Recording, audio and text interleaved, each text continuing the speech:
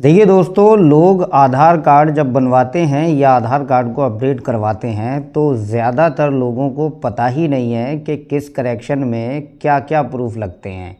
तो आज की इस वीडियो में हम स्टेप बाय स्टेप जानेंगे, समझेंगे कि हम आधार कार्ड नया बनवाएंगे तो क्या डॉक्यूमेंट लगेंगे, और अगर हम कोई करेक्शन करवाएंगे, उसमें अपडेट करवाएंगे आधार कार्ड को, जैसे अपना नाम अपडेट कराएंगे, डीओबी, जेंडर वगैरह, या फिर अपना एड्रेस अगर अपडेट कराएंगे तो हमसे क्या डॉक्यूमेंट लिए जाएंगे। तो ये बहुत खास और बहुत इंपॉर्टेंट ये वीडियो है, क्योंकि निरे लोग सेंटर पे जाते हैं, दिन भर लाइन में लगे रहते हैं और शाम को पता चलती है कि भाई ये दस्तावेज़, ये डॉक्यूमेंट लेके आओ, के बाद ही आपका काम होगा।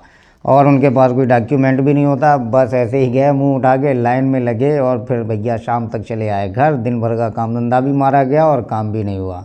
तो लोगों को बड़ी परेशानी, बड़ी दिक्कतें होती हैं। तो मैं चाहता हूं कि आज के इस वीडियो में मैं आपको बता दूं कि हमारे पास क्या डॉक्यूमेंट होने चाहिए, जिससे कि हमें बार बार चक्कर ना काटने पड़े। देखिए, अब आधार कार्ड को बनवाना या अपडेट करवाना पहले से काफ़ी आसान हो गया है। काफ़ी चीज़ें ऑनलाइन कर दी गई हैं, जैसे आप अपना नाम, एड्रेस, मोबाइल नंबर वगैरह ऑनलाइन ही अपडेट कर सकते हैं। और बहुत कम, पहले बहुत सारे डॉक्यूमेंट हुआ करते थे जिनमें से सिलेक्शन हुआ जाता था कि मतलब कोई भी एक डॉक्यूमेंट आप उसमें लगा लिया करते थे, लेकिन अब बहुत कम तादाद कर दी गई है डॉक्यूमेंट की। तो जितने डॉक्यूमेंट की तादाद कम कर दी गई है, उतनी ही लोगों की मुश्किलें बढ़ गई हैं, क्योंकि अब हर चीज़ आधार कार्ड से बनती है। यहाँ तक कि पहचान पत्र पहले विदाउट आधार कार्ड बन जाया करता था, लेकिन अब पहचान पत्र यानी कि वोटर कार्ड में भी विदाउट आधार के कोई करेक्शन भी नहीं हो सकता, यहाँ तक कि डाउनलोड भी नहीं हो सकता, मोबाइल नंबर भी नहीं लग सकता। देखिए, सबसे पहले हम आ जाते हैं नेम चेंज पे। अगर हमारे नेम में कोई गड़बड़ी है, करेक्शन है, तो हम नेम चेंज के लिए कौन से डॉक्यूमेंट हैं जो एक्सेप्टेबल हैं, वो लिस्ट मैं आपको बता रहा हूँ। स्क्रीन पर भी मैं लगा रहा हूँ ताकि आप देख सकें, और मैं बता भी रहा हूँ आपको। देखिए, आधार में नेम अपडेट करने के लिए ये डॉक्यूमेंट ज़रूरी हैं, जैसे कि पासपोर्ट। सबसे पहले नंबर पे पासपोर्ट। देखिए, इंडियन पासपोर्ट, हमारा पासपोर्ट जो है ना, वो हमारा सबसे स्ट्रॉन्ग प्रूफ है। इससे स्ट्रॉन्ग कोई भी डॉक्यूमेंट हमारे देश में नहीं है। ये बहुत ही स्ट्रॉन्ग डॉक्यूमेंट है।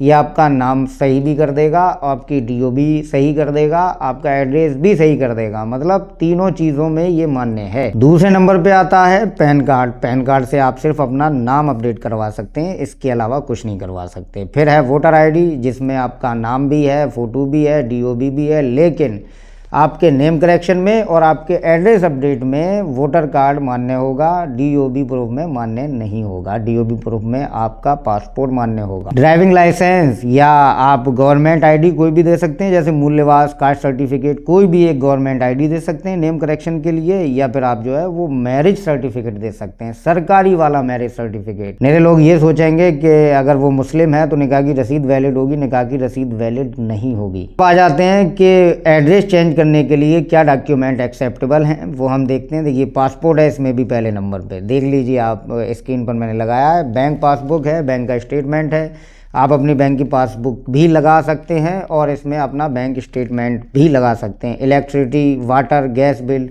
लास्ट 3 मंथ का होना चाहिए, लेटेस्ट वाला होना चाहिए। ये नहीं कि आप 1-2 साल पुराना दे रहे हो, ठीक है। तो ये ध्यान से सुनते रहना है एक चीज़, वरना आपको बड़ी मुश्किल हो सकती है। रेंट एग्रीमेंट है, पुलिस वेरिफिकेशन है, नोटरी है। जैसे आप रेंट एग्रीमेंट कहीं रह रहे हैं तो रेंट एग्रीमेंट भी उसमें यूज़ कर सकते हैं अपने एड्रेस चेंज में। पुलिस वेरिफिकेशन जो होता है, जिसमें सारा एड्रेस होता है, नाम होता है, आपका फ़ोटो होता है, वो आप इसमें लगा सकते हैं, ठीक है। राशन कार्ड आप लगा सकते हैं, house tax, property tax receipt लगा सकते हैं।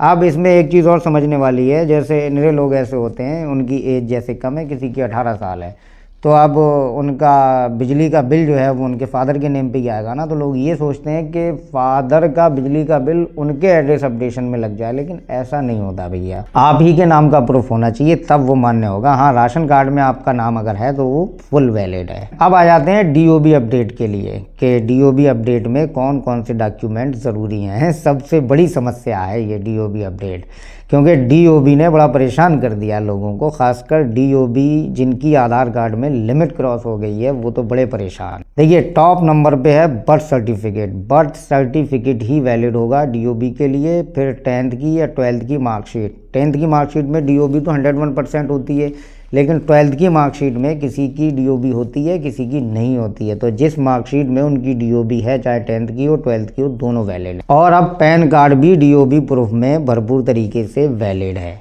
लेकिन वो फिज़िकली पैन कार्ड होना चाहिए, ई पैन वैलिड नहीं है इसमें, ठीक है। और कोई गवर्नमेंट आईडी जिसमें डीओबी क्लियरली लिखा हो, जैसे कि पेंशनर कार्ड होता है या डिसेबिलिटी कार्ड होता है, मतलब कोई ऐसा गवर्नमेंटेड डॉक्यूमेंट जिसमें आपकी डीओबी क्लियर मेंशन हो। अब मैं आपको बता देता हूं कि सिंगल डॉक्यूमेंट कौन से हैं, जैसे जो पीओआई पीओए यानी कि proof of identity, proof of address में वैलिड हो या डीओबी में वैलिड हो, ऐसे डॉक्यूमेंट मैं आपको बता देता हूँ। जैसे आपका पहचान पत्र आपका नाम भी सही करेगा, आपका एड्रेस भी सही करेगा, आपका पासपोर्ट अगर है तो वो भी नाम सही करेगा, डीओबी भी सही करेगा, और वही काम आएगा आपके एड्रेस अपडेट में। मूल निवास आपका यानी कि डोमिसाइल सर्टिफिकेट आपका नेम एड्रेस दोनों में वैलिड होगा, कास्ट सर्टिफिकेट भी दोनों में वैलिड होगा। कोई भी गवर्नमेंटेड आईडी जिसमें नाम एड्रेस डीओबी वगैरह मेंशन हो वो दोनों में तीनों में वैलिड रहेगी हर तरीके से, ठीक है। मार्कशीट से केवल आपका नाम होगा और आपकी डीओबी होगी, डीओबी और नाम सिर्फ मार्कशीट से ही हो जाएगा, कोई टेंशन वेंशन लेने की ज़रूरत नहीं है। तो दोस्तों मुझे उम्मीद है कि आप समझ गए होंगे और आप सीख भी गए होंगे। अब आपको अलग अलग डॉक्यूमेंट ले जाने की ज़रूरत नहीं है, झंझट नहीं है कि आप सेंटर पे जाएंगे, कौन आपको भगाएगा कौन नहीं भगाएगा, क्या होगा क्या नहीं होगा, इन सब चीज़ों की झंझट मैंने आपकी ख़त्म कर दी। वीडियो को ज़्यादा से ज़्यादा लोगों तक शेयर करो क्योंकि बहुत ही इन्फॉर्मेटिव की वीडियो है, और अगर कोई सवाल है कोई कन्फ्यूज़न है तो कमेंट बॉक्स खुला हुआ है, बिंदास कमेंट करो, ठीक है। तो अगले वीडियो में मिलते हैं, तब तक के लिए आप अपना ख्याल रखिए।